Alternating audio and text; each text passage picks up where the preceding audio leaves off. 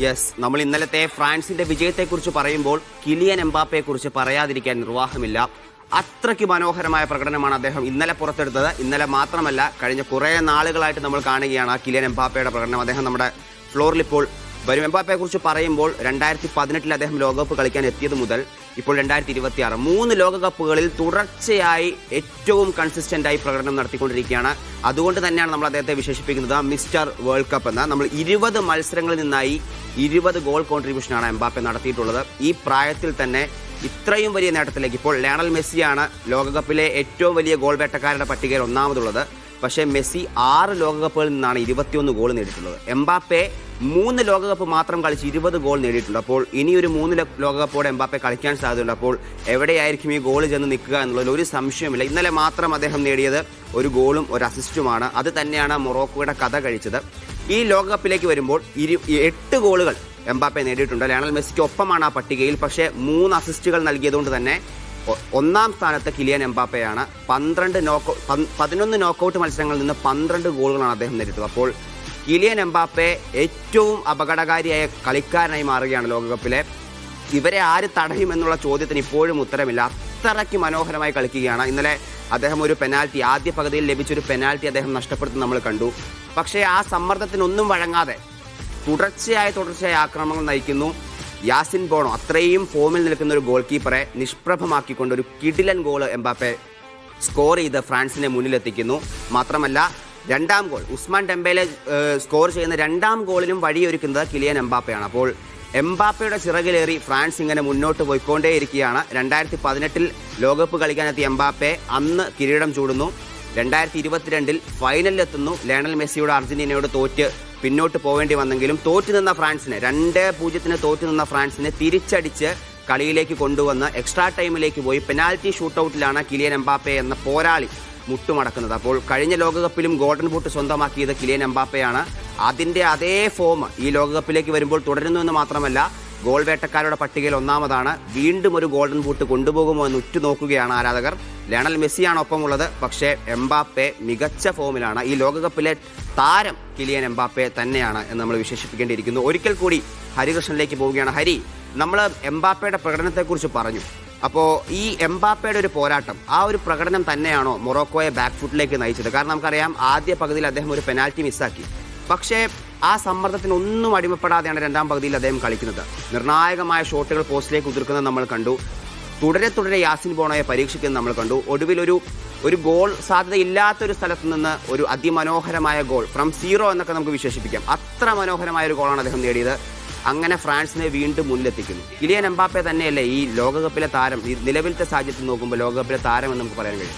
Yes Hari, ഇതുവരെയുള്ള മത്സരങ്ങൾ നോക്കുമ്പോൾ ഫ്രാൻസിനെ നയിക്കുന്നതും ക്യാപ്റ്റൻ എന്ന നിലയിൽ ഫ്രാൻസിനെ നമുക്ക് മത്സരശേഷം നമ്മളൊരു ആ ഒരു മൊമെന്റ് കണ്ടു. അതായത് മത്സരശേഷം ഫ്രാൻസിനെ കാണാൻ പോയ ഫ്രഞ്ച് ടീമിനെ മുന്നിൽ നിന്ന് നയിച്ചുകൊണ്ട് ആ ആരാധകരെ അഭിവാദ്യം ചെയ്യുന്ന ഒരു കാഴ്ച കണ്ടു. അത് തന്നെയാണ് നമ്മൾ ഈ ഒരു ലോകകപ്പിലുടനീളം കാണുന്നത്. ഫ്രാൻസിനെ മുന്നിൽ ലീഡിങ് ഫ്രം ദ ഫ്രണ്ട് എന്ന് പറയുന്നത് ആക്ച്വലി എംബാപ്പെ തന്നെ നമുക്ക് വിശേഷിപ്പിക്കാം. കാരണം ഈ ഒരു ലോകകപ്പിലേക്ക് വരുമ്പോൾ ഫ്രാൻസ് നേടിയ ഗോളുകളിൽ ഭൂരിഭാഗവും എംബാപ്പയുടെ കാലുകളിൽ നിന്നാണെന്ന് നമുക്ക് പറയേണ്ടി വരും. അതേപോലെ തന്നെ ആ ഒരു അറ്റാക്കിൽ, അതായത് എംബാപ്പയ്ക്കൊപ്പം തന്നെ അത്രയും മികവുറ്റ അറ്റാക്കേഴ്സും ഉള്ളതും എംബാപ്പയ്ക്ക് ഒരു അഡ്വാൻറ്റേജ് ആണ് ഈ ഒരു ലോകകപ്പിലേക്ക് വരുമ്പോൾ.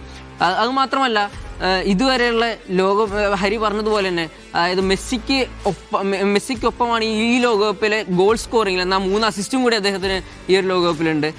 അതോടൊപ്പം തന്നെ ഓൾ ടൈം ലോകകപ്പ് ചാർട്ട്സിൽ ഒരു ഗോളിന് പിന്നിൽ മാത്രമാണ് എംബാപ്പെ ഉള്ളത്. അതായത് ഓൾ ടൈം ഹിസ്റ്ററിയിൽ, ലോകകപ്പ് ഹിസ്റ്ററിയിൽ 20 ഗോളുകൾ നേടുന്ന രണ്ടാമത്തെ താരം. ഒന്നാമത്തെ മെസ്സിയാണ്, രണ്ടാമത്തെ താരമായി എംബാപ്പെ മാറുന്നു. അതായത് ഇനിയും ലോകകപ്പുകൾ ഏറേണ്ടി ആ ഒരു ഓൾ ടൈം റെക്കോർഡ് എവിടെ ചെന്ന് എത്തിവെക്കും നമുക്ക് പറയാൻ പറ്റില്ല. അത് ഒരിക്കലും തകർക്കാൻ പറ്റാത്ത ആ ഒരു ലെവലിലേക്ക് എത്തി നിൽക്കുമെന്നാണ് നമ്മൾ പ്രതീക്ഷിക്കുന്നത്. അതുമാത്രമല്ല, ഈ ഒരു ലോകകപ്പിൽ നമുക്ക് എടുത്തു പറയേണ്ടത് 3 ടോപ്പ് സ്കോറർമാർ ഉണ്ട്. അതായത് 2 ടോപ്പ് സ്കോറർ, ഇപ്പോൾ 2 പേരും, അതായത് എംബാപ്പയും മെസ്സിയും 8 ഗോളുകൾ വീതമായി 1ഉം 2ഉം സ്ഥാനത്തുണ്ട്. ഹാലൻഡ് ഉണ്ട് 7 ഗോളുകളുമായി. അപ്പോൾ അത് ഒരു എക്സൈറ്റിംഗ് പ്രോസ്പെക്റ്റാണ് അടുത്തൊരു മത്സരങ്ങൾ നോക്കുമ്പോൾ. അപ്പോൾ എംബാപ്പയുണ്ട്, മെസ്സിയുണ്ട്, ഹാലൻഡും ഉണ്ട്. എംബാപ്പെ തന്നെയാണ് ഫ്രാൻസിനെ നയിക്കുന്നത്. ഇനി അടുത്ത ഒരു സെമി ഫൈനൽ മത്സരമാണ്. സ്പെയിൻ ആകാം, ബെൽജിയം ആകാം, എന്ത് തന്നെയായാലും ആര് തന്നെയായാലും എംബാപ്പെ തന്നെയായിരിക്കും ഫ്രാൻസിന്റെ ഒരു കാര്യം കൂടെ സൂചിപ്പിച്ചോട്ടെ. നമ്മൾ എംബാപ്പയെ കുറിച്ചും ഫ്രാൻസ് ടീമിനെ കുറിച്ചൊക്കെ പറഞ്ഞു. പക്ഷെ ഒരു കാര്യം കൂടെ നമ്മൾ പറയേണ്ടതുണ്ട്. ഇത്തവണ ലോകകപ്പിൽ ആഫ്രിക്കൻ ടീമുകളുടെ ഒരു വലിയ മുന്നേറ്റമാണ് നമ്മൾ കണ്ടത്. പക്ഷേ മൊറോക്കോയുടെ പുറത്താവലോടുകൂടി തന്നെ ആഫ്രിക്കൻ ടീമുകൾ ഈ ലോകകപ്പിൽ നിന്ന് എല്ലാവരും പടിയിറങ്ങുകയാണ്. പക്ഷേ ഈ നോക്കൌട്ടിൽ ആഫ്രിക്കൻ ടീമുകളുടെ ഒരു വലിയ ഒഴുക്ക് നമ്മൾ കണ്ടു. സാധാരണ ഗ്രൂപ്പ് ഘട്ടങ്ങളിൽ മാത്രമാണ് അത് കാണാറുള്ളത്. പക്ഷേ ഇത്തവണ നോക്കൌട്ടിൽ ആഫ്രിക്കൻ ടീമുകൾ ഒരുപാട് കളിച്ചു. അപ്പോൾ ആഫ്രിക്കൻ ടീമുകളുടെ ഒരു സുവർണ്ണ കാലഘട്ടം ഇനി കാത്തിരിക്കുന്നു എന്ന് വേണ്ട മനസ്സിലാക്കാൻ. യെസ് ഹരി, അതായത് നമുക്കറിയാം ആകെ ക്വാളിഫൈ ആയ 10 ടീമുകളിൽ 9 പേരും ഈ ഒരു നോക്കൌട്ട് റൗണ്ടിലേക്ക് കടന്നു എന്ന് പറയാം. ആഫ്രിക്കൻ ടീമുകളിൽ 9 ടീമുകളും നോക്കൌട്ട് റൗണ്ടിലേക്ക് കടന്നു. അതോടൊപ്പം തന്നെ 2 ടീമുകൾ റൗണ്ട് ഓഫ് 16ലേക്കും കടന്നു.